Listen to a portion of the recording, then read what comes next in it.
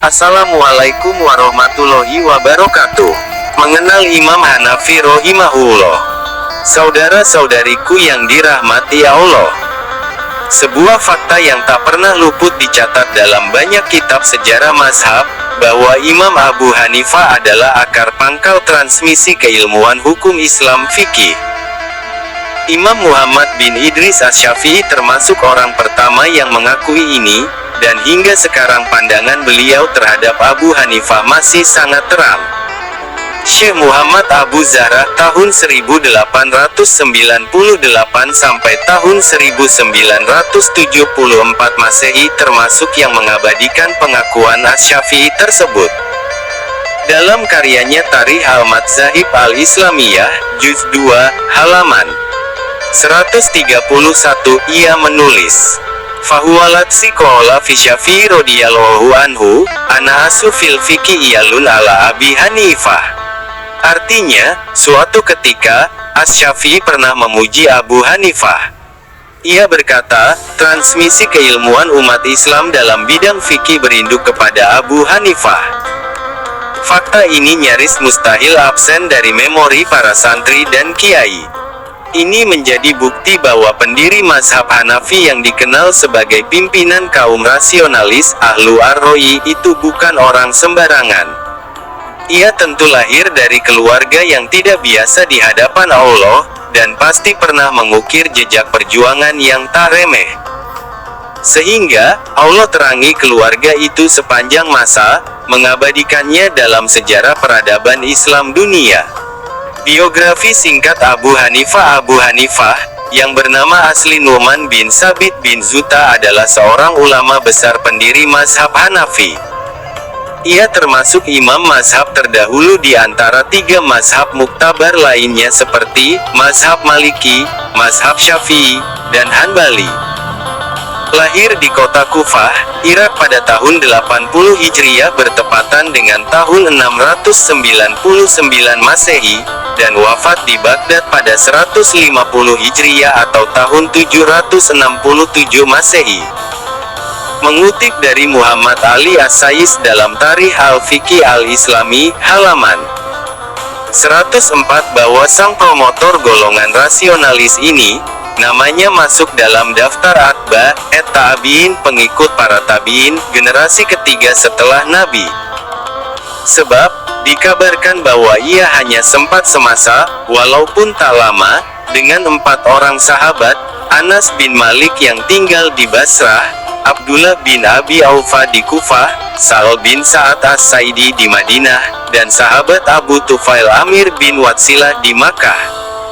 Tapi sayang, tak satu pun pernah ditemuinya. Sedangkan, dalam riwayat lain kendati tergolong riwayat yang lemah bahwa Abu Hanifah masuk dalam daftar tabi'in, santrinya para sahabat Nabi. Karena menurut riwayat ini, ia pernah bertemu dengan sahabat Anas bin Malik, dan meriwayatkan satu hadis tentang kewajiban menuntut ilmu darinya. Ditambah lagi, pada tahun 96 Hijriah, Nu'man remaja pernah dibawa ayahnya menunaikan ibadah haji. Saat di Masjidil Haram, ia sempat bertemu dengan seorang sahabat bernama Abdullah bin Al-Has bin Juzu' Az-Zabidi, dan berhasil meriwayatkan satu hadis lagi. Tanah Kufah menjadi tempat tinggal terlama bagi Abu Hanifah. Ia menghabiskan sebagian besar hidupnya di sana. Sebelum masuk ke dunia santri, putra Nu'man ini adalah seorang wira swasta. Hari-harinya selalu di pasar, membantu sang ayah berjualan sutra. Saat di rumah, ia sibuk memikirkan bagaimana memproduksi kain-kain sutra pilihan. Karena itu, wajar dirinya dikenal sebagai ulama entrepreneur. Setelah sekian lama menjadi wira swasta, bahkan sampai menghabiskan separuh masa mudanya, Abu Hanifah pun akhirnya bertolak dari dunia pasar menuju dunia intelektual atas saran seorang ulama bernama Asy-Syabi'. Wajar saja bila dia termasuk satu dari sekian ulama yang telat belajar. Namun, hal itu bukan persoalan besar di mata Abu Hanifah. Berkat ketekunan dan kecerdasan yang dimilikinya, mampu mengalahkan orang-orang yang belajar jauh sebelum dirinya. Terkait kisah lengkap Abu Hanifah tentang perpindahan dunianya dari lapak pasar ke halaqah ilmiah, akan dibahas di video berikutnya. Insya Allah. Guru-guru Abu Hanifah setelah memutuskan untuk mengikuti saran Asy-Syafi'i, meninggalkan hiruk-pikuk dunia perdagangan dan mencurahkan lebih banyak simpati kepada para ulama, santri baru, itu sudah mulai jarang tampak di pasar. Ia mulai menjauh dari kebisingan di tempat itu. Walaupun, sesekali juga menyempatkan diri menyambangi para pelanggan setia dan teman-temannya di sana. Tapi itu bisa dihitung jari. Dalam sepekan, mungkin sekali atau bahkan tidak sama sekali. Kesehariannya sibuk dengan mengaji, menghadiri halaqah demi halaqah para ulama di Kufah. Di antara para ulama, tempat simpu Abu Hanifah mengambil hadis adalah Imam Atta bin Abi Rabah, Imam Nafi, yang dahulu pernah menjadi budaknya Ibnu Umar, Imam Qatadah, dan Syekh Ahmad bin Abi Sulaiman, tempat mulazamah terlama, selama 18 tahun. Dari Syekh Ahmad ini pula, ia belajar fikih secara mendalam dengan transmisi keilmuan yang sampai pada Rasulullah. Sebab, gurunya itu merupakan murid dari Imam Ibrahim Al-Nakhai dan Al-Syafi'i, yang mana keduanya adalah santri tiga ulama besar, Imam Al-Katli, Alqamah bin Qais dan Masruq bin Ajdah. Mereka semua belajar fikih kepada Abdullah bin Mas'ud dan Imam Ali bin Abi Thalib, gerbang keilmuan baginda Nabi.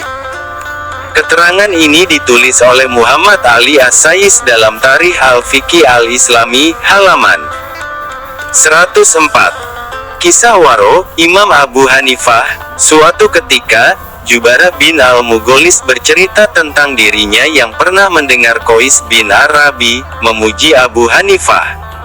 Qais berkata, "Kana Abu Hanifah waroan, takian, mufadilan ala ikhwani." Artinya, Abu Hanifah adalah seorang amat waro, dan benar-benar taat beragama. Ia juga gemar menebar kebaikan kepada sesama. Sebenarnya, banyak pengakuan serupa terkait kewaroan Imam Nu'man bin Sabit. Pengakuan itu juga muncul dari orang-orang elit, sekelas Imam Asy-Syafi'i, Imam Malik dan seterusnya. Belum lagi pengakuan yang muncul dari para murid dekatnya, orang-orang yang langsung mengaji satu majelis dengan Abu Hanifah. Seperti Imam Abu Yusuf Al-Hanafi, wafat tahun 183 Hijriyah, dan Muhammad bin Al-Hasan Asy-Syaibani, wafat tahun 198 Hijriyah. Di antara kisah kewaroan Abu Hanifah yang ditulis Imam Al-Hafidh Abu Abdillah Muhammad bin Ahmad bin Utsman Az-Zahabi, wafat tahun 748 Hijriyah, dalam bukunya Manaqib Al-Imam Abi Hanifah wa Sahibaihi Abu Yusuf wa Muhammad bin Al-Hasan, halaman 41, yaitu saat Abu Hanifah menyedekahkan hasil penjualan baju yang dinilainya syubhat. Suatu ketika, ulama yang juga entrepreneur itu menyuruh salah seorang partner bisnisnya yang bernama Hafiz untuk menjual baju komoditas miliknya. Tapi sayang, barang yang hendak dijual itu tidak utuh, terdapat cacat pada bagian baju tersebut.